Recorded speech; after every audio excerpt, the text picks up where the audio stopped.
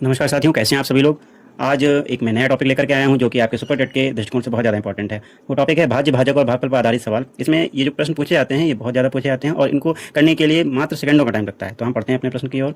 किसी संख्या में 126 से भाग करने पर शेष फल 51 बचता है, तो उस संख्या में 18 से भाग देने पर शेष फल क्या होगा। साथियों, इन सवालों को लगाने के लिए हमें कुछ नहीं करना है, सीधा हम सवाल पढ़ते हैं कि किसी संख्या में 126 से भाग करने पर शेष कितना बचता है, 51 शेष बचता है। ठीक भाई, हमने 51 यहाँ लिख लिया। फिर कह रहा है उसी संख्या में 18 से भाग देने पर शेषफल क्या होगा। तो सीधा हम जो 51 आया था शेष और अब जो हमारा नया भाजक 18 तैयार हो रहा है, सेम डायरेक्ट इसको डायरेक्ट डिवाइड कर देते हैं। तो 18 से जरा इसको हम भाग कर दें, कितना हमारा शेष बचेगा।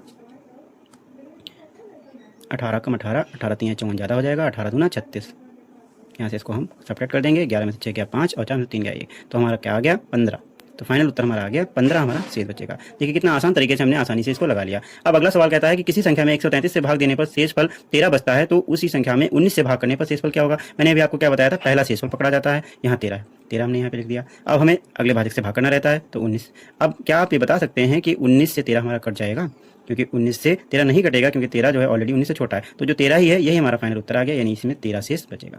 तो देखा आपने, मात्र सेकंडों में हमारा सवाल लग गया और इन सवालों को आप बहुत आसानी से जो है अपनी प्रतियोगी परीक्षाओं में इसको लगा सकते हैं। धन्यवाद। तो मिलते हैं अपने नए टॉपिक पे।